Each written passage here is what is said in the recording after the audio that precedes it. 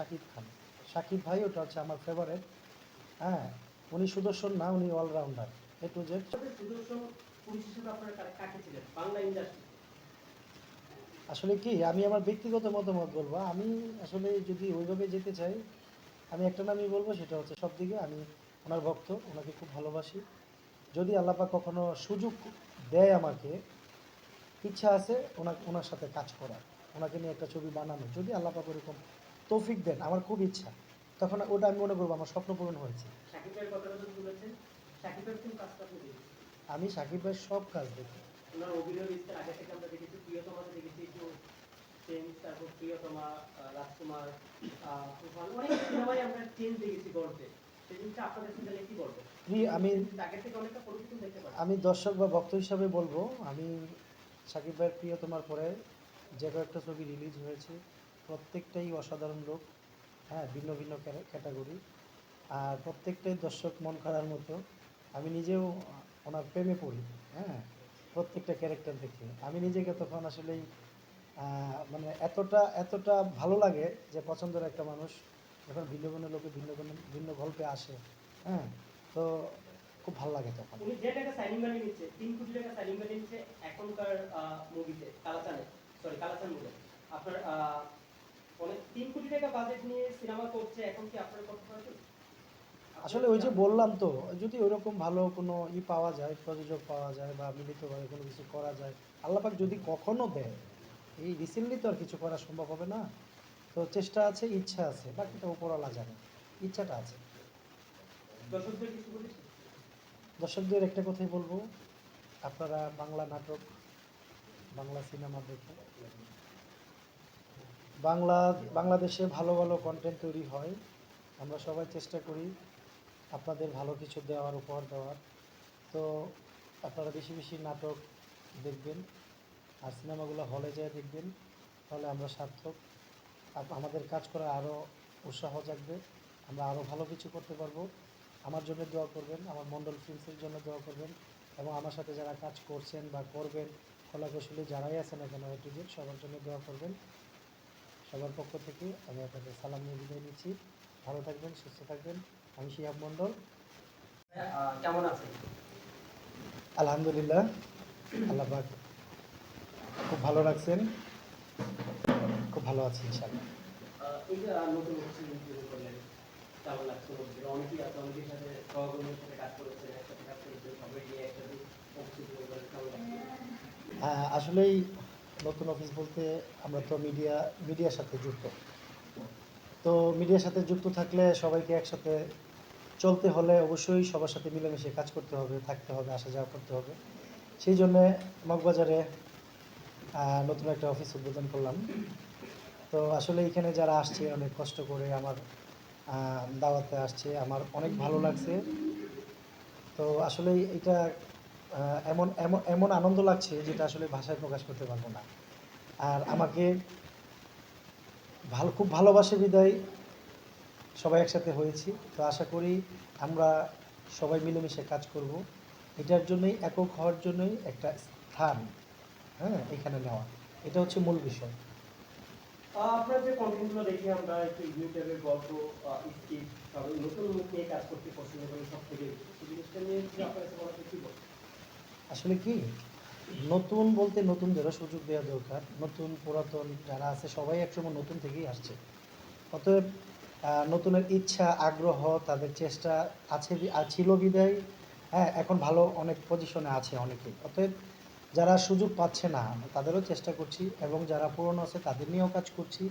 হ্যাঁ, মিলিতভাবেই ভালো কিছু করার চেষ্টা করছি সবাইকে নিয়ে। এমন কোনো শুটিং স্পটে কাজ করতে, যে নতুনদের কাজ করতে নিয়ে এমন কোনো প্রবলেম পড়েছেন, এমন কোনো হ্যাসবেলে পড়েছেন যে পারছে না, শিখে যেতে হচ্ছে, সেই জিনিসটা যদি আপনি একটু বলতেন? আসলে কি, যারা নতুন হয়ে আসে সবারই প্রাথমিক একটু প্রবলেম হয়ে যায়, কারণ ক্যামেরা আর বাস্তব দুইটা কিন্তু ভিন্ন টাইপের জিনিস। অতএব দুইটা যেহেতু ভিন্ন, তো ওই সময় প্রাথমিক যে সাবজেক্টটা থাকে ওটা নার্ভাস ফিল সবার সবার বেলায় হয়। তো এরকম হয়েছে, অনেক হয়েছে, বাট কিন্তু প্রপারলি কাজ উঠিয়ে নিয়ে আসছি, বা ওদের ইচ্ছা চেষ্টা সব কিছু মিলিয়ে গুছিয়ে নেওয়ার দায়িত্ব তো আমার থাকে। কারণ আমরা যখন শুটিং স্পটে যাই, একটা কন্টেন্ট তৈরি করার জন্য যদি যাই, সেখানে আমাদের একটা নির্দিষ্ট সময় থাকে। এই সময়ের ভিতরে এই কন্টেন্টটা অবশ্যই আমাদের বের করে নিয়ে আসতে হবে। অতএব শুধু আমার একা না, সাথে যারা কোয়ার্টিস্ট বা টেকনিশিয়ান, হ্যাঁ, অনেকেই থাকে।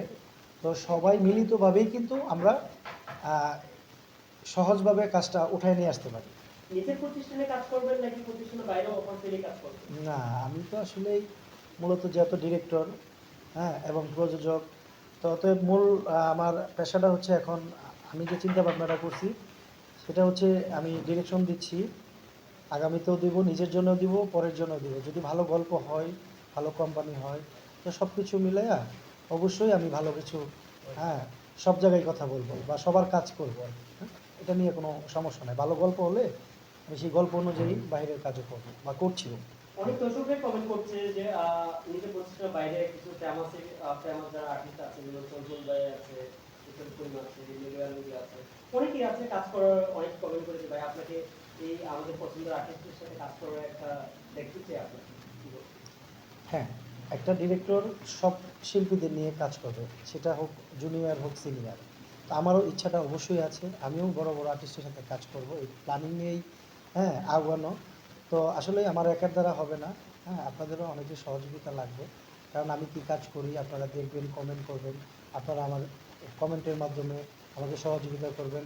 হ্যাঁ, কোথায় ভুল ত্রুটি আছে, আপনারা আমার আমার আমার কাছে কী ধরনের কন্টেন্ট দেখতে চান, হ্যাঁ, কী ধরনের গল্প আপনাদের পছন্দ, বা আমি কোন ধরনের গল্প করলে আপনাদের ভালো লাগে, অবশ্যই কমেন্টের মাধ্যমে সবসময় আপনারা জানিয়ে দিবেন আমাকে। সানি মানি নিয়ে একটা কথা হয়েছিল যে অনেকেই আর্টিস্টরা সানি মানি ঠিকভাবে পায় না, সেই জিনিসটা আপনার কাছ থেকে বলে কি বলবেন? আসলে কি সেই নাটক, সেই অভিযোগটা আমরা দেখেছি যে বড় পর্যায়ে দেখেছি, মুভিও দেখেছি, নাটকও দেখছি যে পেমেন্টটা ঠিকভাবে ওনারা পায় না, যে পেমেন্টটা দেওয়া হয় যে ঠিকভাবে পায় না, একদিন দুদিন 3 দিন 4 দিন ঘুরে দেওয়া হয়। এমনও আর্টিস্ট আছে কাজ নাই, হাতে কাজ নাই, আপনাদের হাতের দিকে বসে থাকে, যে দিন এনে দিন খায়, যেসব আর্টিস্ট আছে বর্তমানে। ওদেরকে নিয়ে কোনো পরিকল্পনা কি আছে নাকি? আর পেমেন্টের জন্য এই জিনিসটা ক্লিয়ার করবে। আসলে কি আমি কারো কথা বলতে পারবো না, অনেক কিছু অনেক শোনা যায়, বাট আমি আমার সাবজেক্টটা বলবো। আমি আমার লাইফে মিডিয়াতে যুক্ত হয়েছি 2004 সালের প্রথম, ওখান থেকে আমার শুরু, আজ থেকে 21 বছর রানিং। অতএব মাঝখানে অনেক গ্যাপ গেছে সবারই।